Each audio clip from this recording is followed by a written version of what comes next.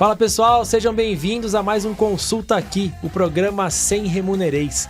E hoje nós vamos falar sobre avaliação de desempenho para progressão nas faixas salariais. Preciso fazer isso? Será? Depois da nossa vinheta.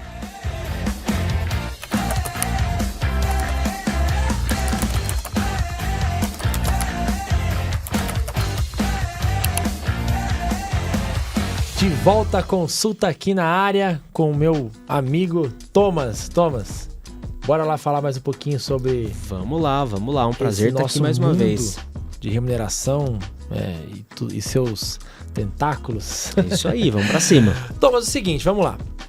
Avaliação de desempenho para progressão nas faixas, tá? Então esse é um assunto bacana, um assunto que o pessoal comenta muito com a gente nas reuniões, né? Pergunta muito.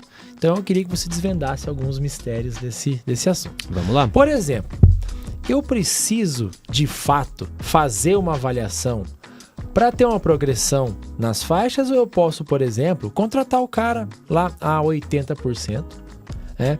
E aí, dali um ano, eu coloco ele a 90%. Dali um ano, eu coloco ele a 100%.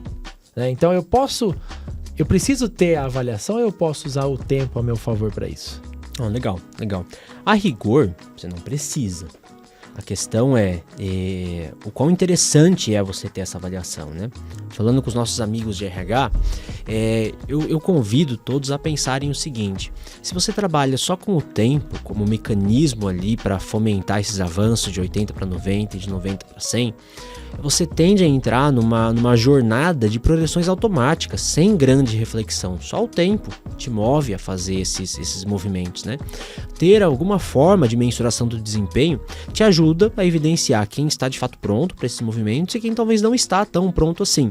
Isso não significa que você vai reter a pessoa em 80% porque ela não está pronta para 90%. Isso seria um problema sério em vários âmbitos.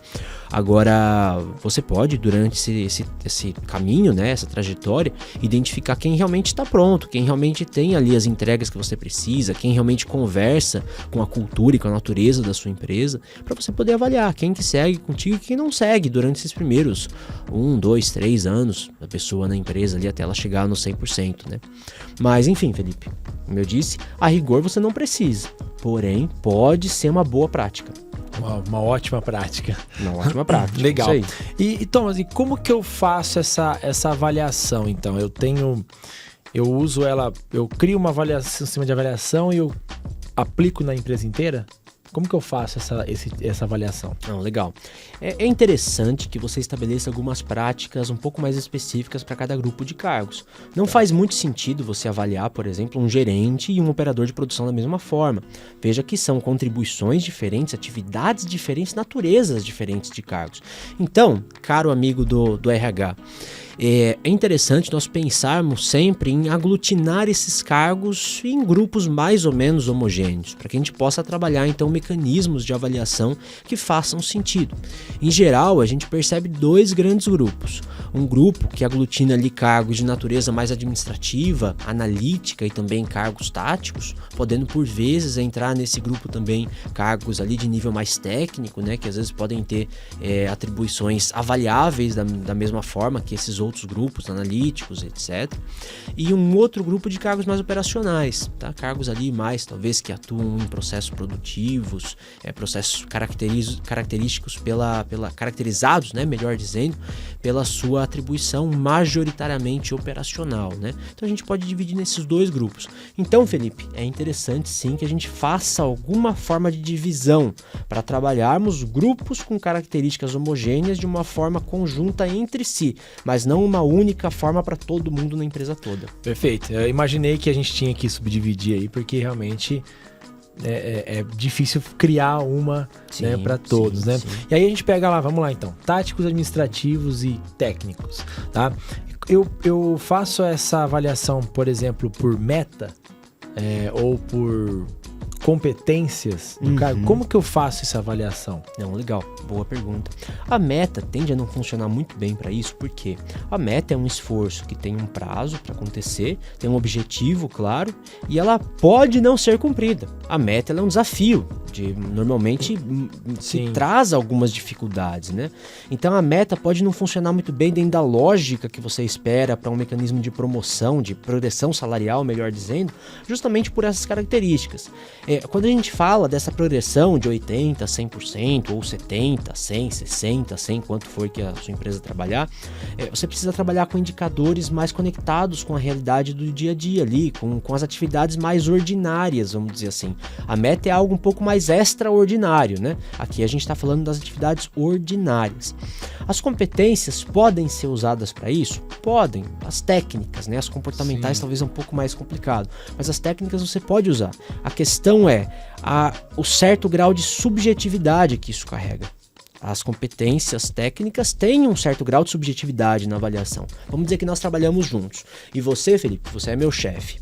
E você determina... promovido aqui, gente. Meu chefe. Vocês estão, tá gravado. Você determina que a minha competência a ser avaliada é um Microsoft Excel, por exemplo. Se isso não estiver muito claro sobre o que é, para efeitos dessa nossa avaliação, o conceito de Excel que será cobrado de mim e as atividades que eu tenho que desenvolver usando o Excel, na hora de fazer essa avaliação, a gente pode ter algumas dificuldades de chegar num consenso. Então, ao avaliar por competências técnicas, nós temos que tomar muito cuidado com o que a gente trabalha e como, para não gerar ali um certo dissabor, né, no momento da avaliação. Entendo. Bom, então, comportamentais e técnicas acaba tendo esses poréns aí. É um terreno meio pedregoso, né? Uns poréns para serem... Agora, a pergunta que eu já queria fazer, né, desde o começo, que realmente, tá, e os cargos operacionais? Como que a gente consegue avaliar eles? Eu acho que, na verdade, a gente falou muito sobre o que não fazer dos administrativos, táticos e técnicos, né? E não falamos muito sobre o que fazer. Então, acho que antes da gente avançar para os operacionais, talvez seja conveniente a gente falar um pouco dessa parte, né? Então, até falando um pouco com o nosso amigo do RH. O que a gente tem visto acontecer bastante para esses grupos, né, que aqui a gente tem chamado de grupos táticos, administrativos e técnicos, sendo que o técnico pode cair para qualquer um desses grupos maiores, tanto esse primeiro como também o segundo, né? Mas o que a gente tem visto é a avaliação com base em alguns indicadores-chave de performance. Normalmente isso é feito como? Você pinça ali algumas atividades principais do cargo, e você trabalha em cima delas. O próprio princípio de Pareto nos diz que cerca de 80% dos resultados vem de 20% dos esforços. Então a gente pode encontrar esses 20%, pensar essas atividades e atrelar a elas alguns indicadores que nos ajudem a fazer essa mensuração. Indicadores que podem ser de cunho qualitativo, quantitativo, de custos, de prazo, enfim, de quaisquer características, quaisquer naturezas que você identificar como cabíveis ali naquele contexto. E você avalia isso durante 6 meses, 1 ano, para você poder ter aquele cheiro de o quão adequada aquela pessoa está para aquela posição e o quão satisfatórias são as suas entregas. Isso te ajuda, ao fim daquele período, ver se aquela pessoa caminhou conforme você precisa, espera e gostaria que ela caminhasse, né? Então, Felipe, para os cargos administrativos, táticos e por vezes cargos técnicos, essa seria uma forma aí que a gente tem visto como bastante aplicável e bastante recorrente também no mercado. Bacana. Eu até fui ansioso, né? Vamos falar dos operacionais, porque até antes de começar a gravar, eu tava falando, né, assim, tá, mas e os operacionais, né? Como que a gente consegue, né, fazer essa mensuração, né, para conseguir, né, fazer essa progressão na faixa. E, enfim, e os operacionais? Perfeito. Tô ansioso. Vamos lá. Para os operacionais, Felipe, isso é um pouco mais complicado, assim, porque o que acontece? Se você tenta avaliar, por exemplo, um camarada que está lá numa posição de operador de produção, com base nas atividades dele, nesses indicadores-chave, talvez isso gerará alguma certa dificuldade, né? Esses cargos, eles têm ali a sua entrega, seus resultados evidenciados de uma forma muito mais coletiva do que individual, né? É o conjunto ali que gera aquele resultado e muitas vezes até com uma certa limitação em decorrência dos processos, dos maquinários usados.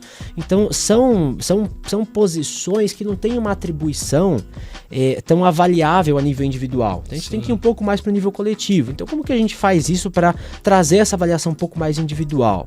E agora fala um pouco aí para o nosso amigo do RH. Para cargos dessa natureza, de repente a gente pode trabalhar com alguns indicadores um pouco mais gerais. Por exemplo, você pode buscar avaliar a aderência dessa pessoa a algumas normas e talvez procedimentos internos da empresa, por exemplo, de convivência, de segurança do trabalho, em indústrias ali alimentícias, farmacêuticas, aderência às normas de higiene pessoal, por exemplo, que tende a ser algo muito importante. Enfim, todo tipo de normativo interno que você consiga avaliar o quanto as pessoas estão ali aderindo a isso. Por exemplo, também atrasos, faltas. Eu ia falar isso, absenteísmo. Eu ia falar absenteísmo, a gente consegue também ter uma avaliação, né? Perfeito, tudo isso pode nos ajudar nesse sentido. Também algumas empresas usam, por exemplo, mecanismos que estimulam o colaborador a trazer ideias de inovação. Você pode usar isso também numa avaliação desse sentido. É claro, aqui a gente não está querendo dizer o que é certo, o que é errado, o que deve ser feito e o que não deve, mas só trazer ideias aqui. Mas essas são formas legais de você avaliar os cargos mais operacionais. Por quê? Você consegue ter uma visão do quão engajado aquele camarada está na operação do seu negócio. Sim. Sem precisar entrar num mérito ali de ficar mensurando o resultado individual das atividades desse cara. Isso você possivelmente não conseguiria fazer até pela quantidade de pessoas. Imagina um gestor que tem ali 100 pessoas abaixo. Como que ele teria uma visão individual de cada um deles? Esses indicadores trazem para nós algo que pode até ser mensurado via sistemas, por exemplo, né? Para facilitar essa mensuração do desempenho. Você comentou, inclusive, né, o quão engajado os funcionários estão. Eu conheço uma empresa onde todo mundo pode participar, obviamente, mas o pessoal mais operacional, eles conseguem dar ideias que geram um saving para a empresa, né? Geram ali, evitam alguns custos, né? Alguns gastos que estavam ocorrendo que, né, podem ser reduzidos. E isso vai sendo trabalhado ao longo do ano, né? Então, essa pessoa aqui, ela, né, deu essa ideia, colocou em prática, fez acontecer. Sim. Então, isso é algo também que pode ajudar até na avaliação, né? Você falou coletiva, mas você consegue ver um pouco individualmente. Sim. Aí, né, você já vincula com o resultado corporativo, pessoa, né? Ela tá bem linkada ali à empresa. Ó, ela gerou um save pra gente bacana, ela tá correndo atrás, ela fez acontecer. Né? Então, sim, é um coletivo, mas também pode ser individualizado, né? Pegado alguns pontos individuais, né? Ou seja, não tem uma regra, né? Mas a gente trouxe aqui diversas situações, tem que ser criativo, né? Diversas situações que você pode algumas possibilidades, usar. Né? A gente não tá aqui para dizer o que é necessariamente certo, o que é errado, o que deve ou não deve ser feito, mas trazer algumas práticas de mercado aí que espero que possam ser úteis aí para nossa audiência. E aí você comentou algo no comecinho, mas você não entrou a fundo e eu vou te perguntar, e usar indicadores comportamentais? Indicador comportamental nessa natureza de avaliação é um negócio meio perigoso, sabe? A gente falou antes um pouco sobre competências de cunho técnico, né? Usando como exemplo o pacote Office ou o Microsoft Excel. Se uma competência de cunho técnico como essa já tem as suas complicações e as suas subjetividades, imagine então uma competência comportamental. Rapaz, vamos inverter o jogo agora. Agora eu sou o seu chefe. Eu vou te avaliar ali no ciclo de mérito lá, enfim. Já era. Felipe foi desprestigiado aqui na nossa conversa. 5 minutos de glória e já era. Volte à realidade, Felipe. Vamos lá. Mas aí eu vou te avaliar ali no ciclo de mérito e tal. E eu digo pra você o seguinte, olha, Felipe, eu não sei se você tá muito pronto aqui pra seguir, porque a minha avaliação na sua competência de trabalho em equipe tá baixa. Cara, você imagina assim pra justificar, explicar isso, imagina o tanto de questionamentos que podem vir. Baseado em que você tá falando isso? Baseado em quê? Por que a minha, né? o meu time reclamou de mim. Exato, de onde você tirou isso, né? Tal. Então fica aquele clima, aquele negócio meio ali desentendido, né? Então as competências mais comportamentais é prudente talvez que se evite um pouco isso, para evitar justamente esses dissabores, né? De um desentendimento na hora de se fazer uma avaliação. Certo. É preferível usar coisas mais técnicas que você consiga evidenciar ali por meio de dados e fatos, né? Tende a ser uma abordagem mais segura. Entendido. Bom, então, resumindo aqui o nosso bate-papo, né? É muito importante que tenha uma avaliação de desempenho para a gente seguir, né, nas faixas, né? A gente conseguir andar com os nossos colaboradores nas faixas, né? E, obviamente, usando uma criatividade, né? E usando aí alguns critérios para que essa, né, avaliação possa ser uma avaliação bem-sucedida e que não crie, né? Roubando o seu palavreado, né? Que não crie dissabores. Né? Gostei da... Vou usar agora, hein? Dissabor. Tudo vou falar agora de sabor. Quando eu for num restaurante também vou falar, esse não tá saboroso. Esse prato tá com dissabor. Tá com dissabor. Gostei, bonito, Tom. Obrigado. Eu aprendi mais uma com o meu chefe, né? Fiquei... Seu chefe? Fui chefe dele por 5 minutos, agora voltei a ser aqui funcionário do Tom. Thomas, muito obrigado, né? Brincadeiras à parte, muito obrigado pelas suas explicações, tá? Bom, pessoal, espero que vocês tenham gostado do nosso programa. Caso você tenha alguma dúvida sobre esse ou outro assunto, manda aqui pra gente aqui embaixo que nos próximos programas a gente responde. Curte o nosso vídeo, compartilha ele, manda aí pro máximo de pessoas que você conseguir para nos ajudar, né? A gente continuar aqui trazendo conteúdos bacanas para vocês, tá? Então até o próximo episódio. Tchau, tchau. É isso aí, até mais.